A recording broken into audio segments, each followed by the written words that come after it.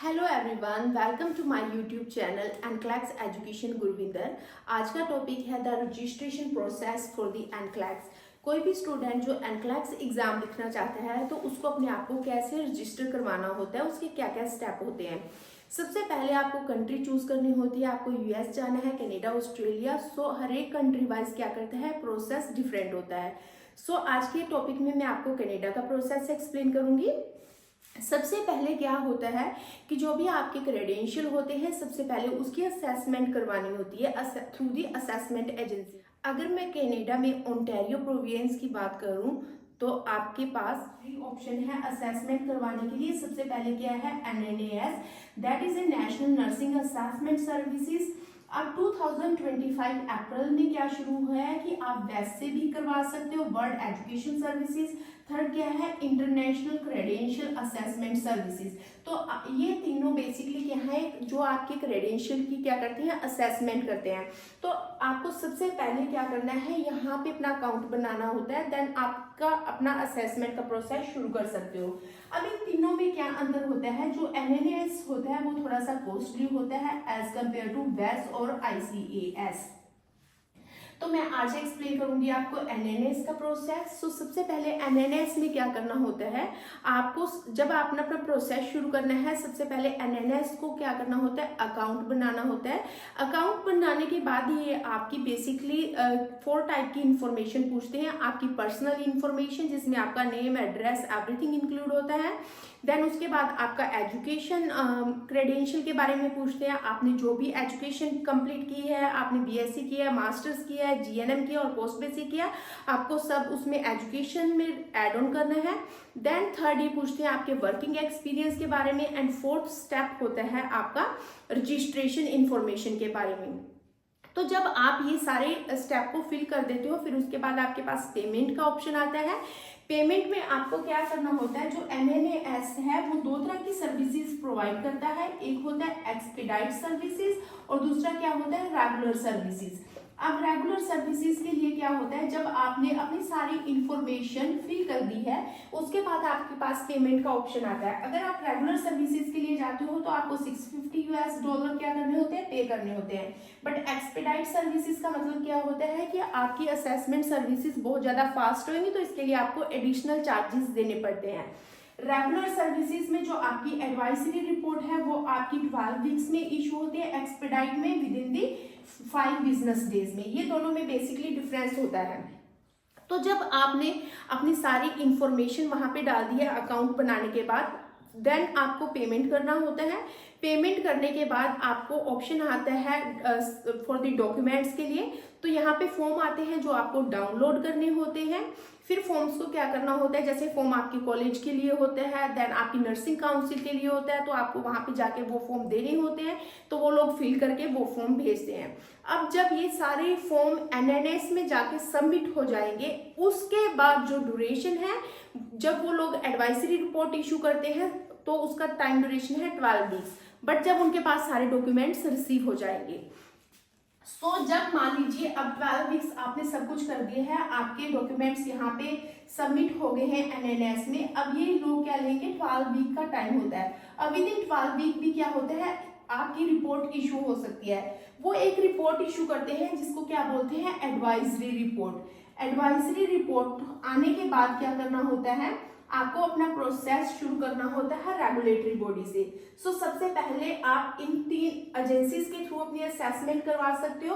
Assessment करवाने के बाद जब आपको एडवाइजरी रिपोर्ट मिल जाती है, तो स्टेप क्या होता है कि आपको रेगुलेटरी बॉडीज के साथ अपने आप को रजिस्टर करना होता है। फर्स्ट स्टेप में क्या हो गया, आपके पास एनएनएस की रिपोर्ट आ गई है। अब आपको क्या करना होता है, रेगुलेटरी बॉडी के साथ रजिस्टर करना है। फॉर एन एग्जाम्पल, अगर आप ओंटारियो में काम करने चाहते हो तो आपको college of nursing of Ontario से अपने आप को रजिस्टर करना पड़ेगा। ऐसे ही अगर आप ब्रिटिश कोलंबिया में करना चाहते हो तो आपको वहां से रजिस्टर करना पड़ेगा। अगर आप अल्बर्टा में काम करना चाहते हो तो आपको college of registered nursing Alberta से अपने आप को रजिस्टर करना पड़ेगा। फॉर एन एग्जाम्पल, हम जा रहे हैं ओंटारियो की तरफ, तो आपको एनएनएस से रिपोर्ट आने के बाद आपको कहाँ पे जाना है, सीएनओ पे अपने आप को रजिस्टर करना है, अगर आप ओंटारियो में काम करना चाहते हो। तो अब आपने अपने आप को यहाँ पे रजिस्टर कर दिया। ये लोग आपकी बेसिक इन्फॉर्मेशन को मांगते हैं तो आपने फिल कर देना है। उसके बाद क्या करते हैं, NNAS में जब आप फॉर्म फिल करते हो तो ये आपसे पूछते हैं कि आपने कौन सी प्रोविडेंस के लिए अप्लाई किया। तो ये आपकी रिपोर्ट डायरेक्टली कहाँ पे भेज देते हैं, CNO को भेज देते हैं। अब CNO क्या करता है, उस एडवाइजरी रिपोर्ट को दोबारा क्या करते हैं, असेस करते हैं। जब ये आपका ये वाला प्रोसेस कंप्लीट हो जाता है तो ये आपकी एडवाइजरी रिपोर्ट को असेस करेंगे।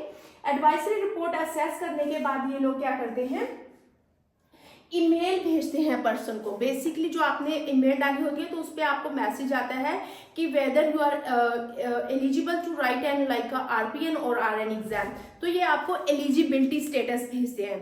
NNAS ने आपको एडवाइजरी रिपोर्ट भेजी है, उसके बाद आप CNO पे गए हो, CNO ने आपको एलिजिबिलिटी स्टेटस भेजा है। तो जब आपको एलिजिबिलिटी स्टेटस मिल जाता है कि आप अपना एग्जाम लिखने के लिए एलिजिबल हो, तो आपको क्या करना होता है, आपको पियर्सन व्यू। उसके बाद थर्ड स्टेप में क्या होता है, national council state board of nursing में जहाँ पे पियर्सन व्यू होता है वहां पे आपको जाके अपने आप को क्या करना होता है, रजिस्टर करना होता है। अब पियर्सन व्यू में जब आप स्क्रीन पे देखोगे तो आपको दो ऑप्शन दिखाई देते हैं। सबसे पहले ऑप्शन आता है कि रजिस्टर योरसेल्फ, सेकंड ऑप्शन में आता है स्केड्यूल योर एग्जाम। सो आपके पास दो ऑप्शन आएंगे। सबसे पहले आपको क्या करना है, अपना रजिस्ट्रेशन को कंप्लीट करना है। अब रजिस्ट्रेशन में ये लोग आपकी बेसिक इंफॉर्मेशन मांगते हैं कि आपकी पर्सनल इंफॉर्मेशन और NCLEX एग्जाम का लाइक आपकी लैंग्वेज, ये सब कुछ पूछते हैं बेसिक इंफॉर्मेशन में। फिर उसके बाद जब आप अपना रजिस्ट्रेशन प्रोसेस कंप्लीट करते हो तो आपको अपना फीस देनी होती है $200। अब आप अपनी $200 फीस पे कर चुके हो। अब यहाँ से जो पियर्सन व्यू है, पियर्सन व्यू क्या करता है, एक्नॉलेजमेंट ईमेल सेंड करते हैं टू दी एप्लीकेंट को।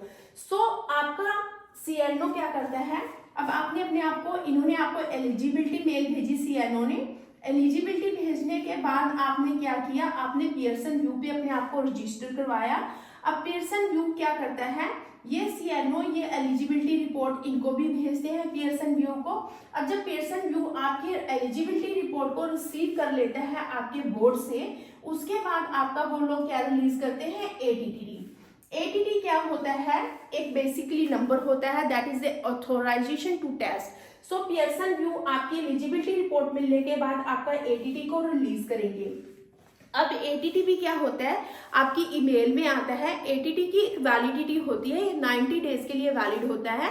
तो जब आप अपने एग्जाम को स्केड्यूल करते हो तो आपको ATT नंबर चाहिए होता है। बट अगर आप विद इन 90 डेज नहीं करते तो आपका ATT नंबर क्या होता है, एक्सपायर हो जाता है। तो अब इसने क्या किया, CNO ने आपकी एलिजिबिलिटी रिपोर्ट आपके पियर्सन व्यू को भेज दी। आपने पियर्सन व्यू पे अपने आप को रजिस्टर किया। पियर्सन व्यू ने आपकी रिपोर्ट देख के आपको ATT कर दिया। फिर ATT के बाद अब आपके ऊपर डिपेंड करता है कि आपको अपना एग्जाम कैसे स्केड्यूल करना है। अब मान लीजिए आपको अपना एग्जाम स्केड्यूल करना है तो आपको दोबारा कहाँ पे जाना है, पियर्सन व्यू साइट पे जाना है, जहाँ पे आपको स्क्रीन पे रजिस्ट्रेशन प्रोसेस एंड सेकंड आपको क्या दिखाई देगा, स्केड्यूल फॉर एन एग्जाम। सो आपको डायरेक्ट कहाँ पे जाना है, स्केड्यूल पे जाना है और यहाँ पे जाके अपने एग्जाम को स्केड्यूल कर लेना है, जो भी आपका सेंटर नियर बाय है।